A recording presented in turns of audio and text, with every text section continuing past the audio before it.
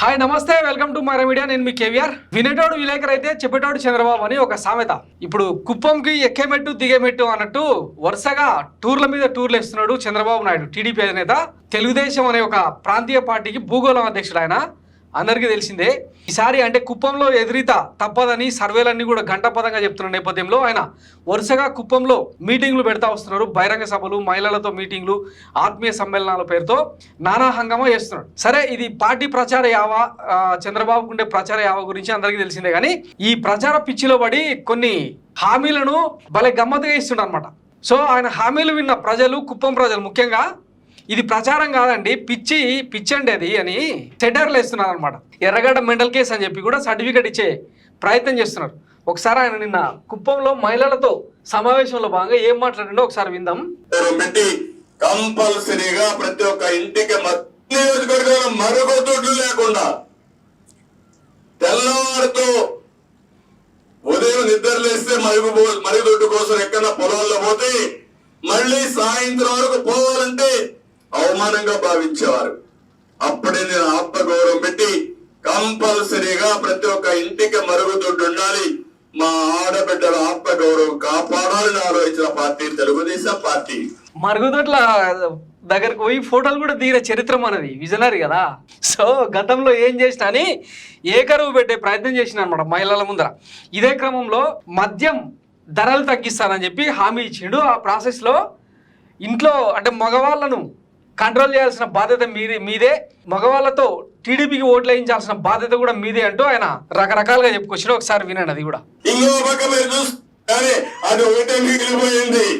అన్ని మీరు చేయగలిగారు. కొన్ని దేశాల్లో ట్యాక్సీలన్నీ ఆడబిడ్డలు ప్రతి ఒక్క కిలోమీటర్ మన కుప్పంలో స్కూల్స్ ఉద్యోగాలకు రావాలంటే బయట వాళ్ళు రావాలి వచ్చి అంటే ఇవన్నీ కూడా మీరు చూసుకున్నప్పుడు ఒక నమ్మకాన్ని కల్పించడం, మీకు ప్రోత్సాహం ఇవ్వడం, మిమ్మల్ని ముందుకు తీసుకుపోయే పరిస్థితికి వచ్చాం.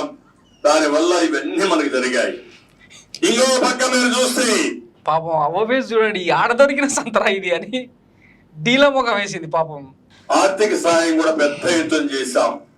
పసుపు కుంకుమ మీద దగ్గర 8,500 కోట్లు ఇచ్చాం. రుణమాఫీ కింద కూడా ఒక 10,000 కోట్ల రూపాయలు మనం చేశాం. 30 సంవత్సరాలు పైబడిన అందరి మహిళల్ని హెల్త్ చెకప్ పేరుతో 11 రకాల వైద్య పరీక్షల కోసం ప్రోత్సాహం ఇచ్చాం. అమృత హస్తం కింద లక్షల మంది గర్భిణీ స్త్రీలకి, బాలింతలకు పౌష్టాహారం ఇచ్చాం. ఎన్టీఆర్ బేబీ కిట్లు ఇచ్చాం. తల్లి బిడ్డ ఎక్స్ప్రెస్ పెట్టాం. బాలామృతం తీసుకొచ్చాం. గర్భిణీ స్త్రీలకు 5,500 రూపాయలు ఇచ్చి ఆ సమయంలో జాగ్రత్తలు తీసుకోమని చెప్పాం. ఇవన్నీ కూడా మీరు చూస్తే నాకు మా ఆడబిడ్డలపై ఉండే ప్రత్యేకమైన ప్రేమతో, ఇంట్లో వాళ్ళు సరిగా చూసుకోకపోయినా మేము చూసుకోవాలని ఒక్క విషయం మీరు చూస్తే ఆ రోజు పెళ్లి కానుకలు ఇచ్చాం. ఇంకో పక్క సామూహిక శ్రీమంతాలు కూడా చేపించాం. ప్రతి ఒక్క ఆడబిడ్డ బిడ్డకు జన్మించే ముందు గుర్తింపు ఉండాలని కోరుకుంటారు. మీ కుటుంబం గుర్తించకపోయినా నేను అన్నగా గుర్తించాలనే ఉద్దేశంతో ఆడబిడ్డలకు శ్రీమంతాలు కూడా చేపించిన పార్టీ తెలుగుదేశం పార్టీ. నేను అడుగుతున్నా, ఇప్పుడున్నాయి ఇవన్నీ? ఏ స్కీమ్ అయినా ఉందా తల్లి? నేను ఆడబిడ్డలకు అది చేశా, ఏం చేశావు నువ్వు? నేను అందుకే చెప్తున్నా మీ అందరికీ, నేను మిమ్మల్ని నమ్మిన ఒక అన్నగా నన్ను ఆరాధించారు, ఆశీర్వదించారు. మళ్ళీ హామీ ఇస్తున్నా, ప్రపంచానికి ఆంధ్రప్రదేశ్ లో ఉండే ఆడబిడ్డలు ఆదర్శంగా తయారు చేసే బాధ్యత నాది. అందుకే ఈరోజు చూస్తే ఒక కొత్త స్కీమ్ కి శ్రీకారం చుట్టాం. ఆ స్కీములో ప్రతి ఒక్క ఆడబిడ్డ కోరుతున్నా, ఇంటిలో ఎంత మంది ఉంటే అంతమందికి నెలకు 1,500 రూపాయలు మీ అకౌంట్ లో వేసే బాధ్యత, ఆడబిడ్డ నిధి కింద ఇచ్చే బాధ్యత నాది.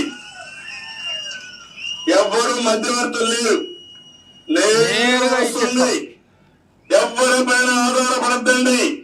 ఈ డబ్బులు మీరు ఉపయోగించుకొని మీరు ఏ పని చేయాలన్నా చేసుకునే స్వేచ్ఛనిస్తాను. ఎంత మంది పిల్లలుంటే 1500కి ఏమొస్తుందండి? అడగండి ఒకసారి. 1500కి ఏమొస్తుంది? అదేదో సినిమాలో ఆలే అడుగుతారుగా, ఈ రూపాయితో ఏం చేసుకోవాలరా? తల్లికి వందనం కింద అందరికి 10,000 రూపాయలు చొప్పున మీ అకౌంట్ లో వేసే బాధ్యత తెలుగుదేశం పార్టీది. అదే మరి మిత్రపక్షాలు ఎన్డీఏది. మూడోది, గ్యాస్ ధరలు పెంచేశారు. ధరలన్నీ పెరిగిపోయాయి. ఏమమ్మా, ఏదైనా కొనే పరిస్థితులు మీరు ఉన్నారా? అన్ని పెరిగాయా లేదా? నేనేమన్నా తప్పు చెప్తున్నానా? అన్ని ధరలు పెరిగాయి. పెట్రోల్ 76 రూపాయల నుంచి 111 అయిపోయింది. డీజిల్ పెరిగింది, బియ్యం పెరిగింది. దీనికి కారణం ఎవరు? జగన్ అన్ననే కదా. మనం పొద్దు పెట్టుకున్న బీజేపీకి ఏం సంబంధం లేదు. పెట్రోలు, డీజిల్, గ్యాస్ ధరలు పెరగడానికి మొత్తం జగన్ అన్ననే కారణం. కందిపప్పు పెరిగింది, చింతపండు పెరిగింది, వంట నూనె పెరిగింది, పంచదార పెరిగింది, గ్యాస్ సిలిండర్ పెరిగింది, కరెంటు బిల్లు పెరిగిపోయినాయి. మద్యం అయితే ఇంకా దానికి రెక్కలు వచ్చాయి. 60 రూపాయలు మా తమ్ముళ్ళు మద్యం అంటే మాత్రం గట్టిగా ఏళ్ళేస్తున్నారు. ఎందుకంటే వాళ్ళకి ధరలు తగ్గించాలి. విపరీతంగా పెంచేసి 60 రూపాయల నుంచి 200 రూపాయలు చేసి దాంట్లో 100 రూపాయలు దోచేసిన వ్యక్తి జగన్న. ఈ జగన్మోహన్ రెడ్డి నాసిరకం మద్యం పెట్టి మా ఆడబిడ్డల బొట్లు చేసిన తాళి బొట్టు చేసిన వ్యక్తి ఈ జగన్. అవునా కాదా? ఎక్కడికి పోతున్నావు? నాసిరకం మద్యం ఇస్తావా? ఆడబిడ్డల మంగళసూత్రాలు తెచ్చేస్తావా? నువ్వు అడిగితే చెప్పవా? ఎందుకు జే బ్రాండ్ ఇచ్చావంటే చెప్పడు. అడిగితే దాడి చేస్తానంటాడు. అందుకే చెప్తున్నా, 40 రోజుల తర్వాత 50 రోజుల తర్వాత మళ్ళీ నాణ్యమైన మద్యమే కాకుండా ధరలు తగ్గించే బాధ్యత కూడా మేము తీసుకుంటాం. అది కూడా జరుగుతుంది. ఇది డోర్ డెలివరీ కూడా చేస్తారంట రాబోయే రోజుల్లో. అంటే అధికారంలోకి వస్తే డోర్ డెలివరీ కూడా, అడిగిన వాళ్ళకి అడిగినంత మద్యం, నాణ్యమైన మద్యం డోర్ డెలివరీ చేస్తామని చెప్తున్నాడు మన చంద్రబాబు. సో ఇది మెంటల్ కేసు అండి, ఎర్రగడ్డలో ఉండాల్సిన కేసు అని జనాలు నవ్వుకుంటా ఉన్నారు అనమాట. గతంలో ఇదే చంద్రబాబు మద్య నిషేధం అని వాళ్ళ మామ పార్టీ హామీ ఇస్తే 1994 ఎన్నికల్లో అవుట్ సైడ్ అంటే ల్యాండ్ స్లైడ్ విక్టరీ కొట్టింది, జస్ట్ ఆ మద్య నిషేధం అనే పేరుతో. తర్వాత ఈయన వచ్చి ఏం చేసిండు, ఆ మద్య నిషేధానికి నిషేధం విధించి సారాను కంట్రోల్ చేసి మొత్తం ఎక్కడికక్కడ మద్యం మాఫియాను పెంచి పోషించిన దిక్కుమాల పాలకుడు చంద్రబాబు నాయుడు. ఈ చరిత్ర అంతా అంటే మర్చిపోతే దాగేది కాదు. ఇప్పుడు ఈయన చెప్తే ఇక మద్యం ధరలు తగ్గిస్తాం, డోర్ డెలివరీ చేస్తాం అని చెప్తుంటే ఇక నమ్మాలి జనాలు. ఇంకా నయం అంటే మద్య నిషేధం విధిస్తాం ఈసారి ఖచ్చితంగా అధికారంలోకి వస్తే అని చెప్పలేదు, బతికించిండు. సో ఏం లేదు, మొత్తం ఆంధ్రప్రదేశ్ ప్రజలను మభ్యపెట్టేందుకు, ముఖ్యంగా ఈసారి తనను ఓడిస్తారేమోనన్న డైలమాలో భాగంగా కుప్పం ప్రజలను ఆకట్టుకునేందుకు ఇవన్నీ. 4,000 రూపాయల పెన్షన్ 1వ తేదీనే ఇక మన కులపత్రికలో రాసుకొచ్చినాయి చూడండి. 4,000 పేదల పెన్షన్ 4,000 1వ తేదీనే ఇంటికి పంపిస్తా. ఇప్పుడు జగన్మోహన్ రెడ్డి చేస్తున్నది ఏందో అదే పెన్షన్ ఇట్లా ఇంటికి డైరెక్ట్గా పంపిస్తుంటే రాష్ట్రాన్ని శ్రీలంకన్ చేస్తారా, జింబాబ్వే మాదిరిగా మారుస్తారా, ఆఫ్ఘనిస్తాన్ లెక్క తయారు చేస్తారా అని చెప్పి మాట్లాడిన ఈ దిక్కుమాలనోడు ఇప్పుడు ఇది వీళ్ళకు పెద్ద స్కీమ్ అయిపోయింది. మన ఫ్రంట్ పేపర్లో వచ్చేసినాం. ఇంకో కులపత్రికలు కూడా ఇదే, రాష్ట్రంలో ప్రజలకు రక్షణ లేదు, రూపాయలు 4,000 పింఛన్ ఇంటి వద్దకే తెచ్చిస్తాం. ఇప్పుడు రాష్ట్రం శ్రీలంక కాదు, మనం ఇస్తేనేమో మేడిపండు, జగన్ ఇస్తేనేమో ఇంకా అదేదో. ఇప్పటికైనా ఆలోచించాలి ప్రజలు. ఈయన గురించి ఇంకా చెప్పుకుంటూ పోతే పెద్ద చరిత్ర.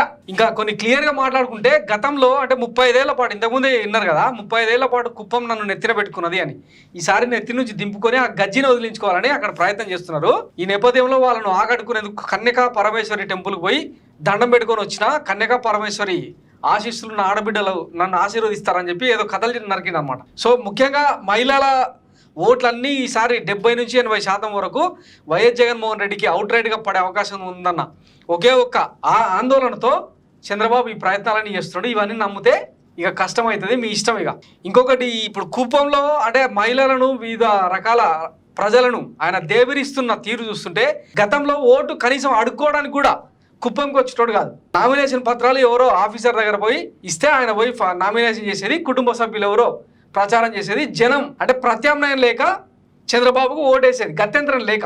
ఈసారి భరత్ అని అక్కడ బాగా రంగుమొగుడు లేక తయారైండు, ఆయన చూసి భయం పట్టుకున్నది అనమాట. ఇప్పుడు ఏమైందంటే రివర్స్, మీ దయ నా ప్రాప్తం అనే కాడికి వచ్చింది అనమాట. సో అందులో భాగంగానే ఈ ఏమంటారు మెదడు మోకాల్లోకి వచ్చి పిచ్చి పిచ్చి వాగుడు అన్ని వాగుతా ఉన్నాడు అనమాట. మధ్యంతరాలు తగ్గిస్తాం, పెన్షన్లు 4,000 ఇస్తాం, అది కూడా 1వ తారీఖున ఇస్తాం, మీ కళలకు మా రెక్కలు లేదా మా కళలకు మీ రెక్కలు లాంటి దిక్మాల హామీలన్నీ ఇస్తా వస్తున్నాడు అనమాట. సో ఇక ఇట్లాంటి ఇంకొకటి ఇంకా హైలైట్ ఏంటంటే కుప్పాన్ని బెంగళూరుకు అనుసంధానం చేస్తాడంట. 35 ఏళ్ల పాటు కుప్పంకి ఎమ్మెల్యేగా ఉండి మరి గుడ్డిగాడిద పనులు తోమినవా అని అడిగితే మాత్రం సమాధానం ఉండదు. బెంగళూరుకు అనుసంధానం చేసి ఉపాధి అవకాశాలను పెంచుతాడంట. ఇట్లా నమ్మే ఇంచుమించు 3-4 సార్లు ఓటేసారు జనాలు అక్కడ. సో ఇది చంద్రబాబు ప్రస్తుత మానసిక స్థితి. ఒకప్పుడు అంటే నామినేషన్ పత్రాలు ఎవరో అంటే 3వ వ్యక్తితో పంపిస్తే జనం ఓటేసి గెలిపించి నన్ను చట్టసభలకు పంపించే పరిస్థితి నుంచి ఇప్పుడు రెక్కలు కట్టుకొని వాలిపోయి రోజుల తరబడి కుప్పంలో ఉండి ప్రచారం చేయాల్సిన దుస్థితికి వచ్చిందనమాట. దాంతోపాటు ఆయన మానసిక స్థితి కూడా కోల్పోతా వస్తున్నాడు అనమాట. ఇంకొకటి 75 ఏళ్ల వయసు, చాదస్తం కూడా పెరిగినట్టుంది, అందుకే రకరకాలుగా మాట్లాడుతూ ఉన్నాడు. సో పట్టించుకోవద్దు, పట్టించుకునే కేసు కాదు, ఎర్రగడ్డ కేసు ఇదని జనం సోషల్ మీడియాలో ట్రోలింగ్ చేస్తూ ఉన్నారు అనమాట. సో ఇది చంద్రబాబు ప్రస్తుత మానసిక పరిస్థితి. Thanks for watching Myra media. నేను మీ కేవీఆర్. Thank you.